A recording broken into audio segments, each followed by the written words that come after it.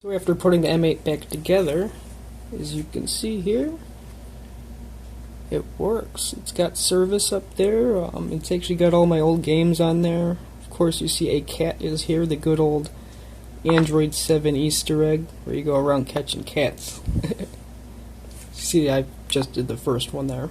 But, calling, texting, everything seems to be working nicely with this phone, so I'll be using this one for a while. That's how you get your phone back up and running. See, look at this, it's got all my old games. So there are issues now sometimes with the screen where it does that, lines through it. Believe it or not, this is the fix.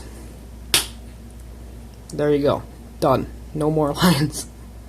And yeah, if it starts flickering, you do the same thing. You just bang the bottom of the phone where the connectors are, right up against your palm of your hand or the nearest table or your friend if he's making you angry, and that'll fix it. So, project complete.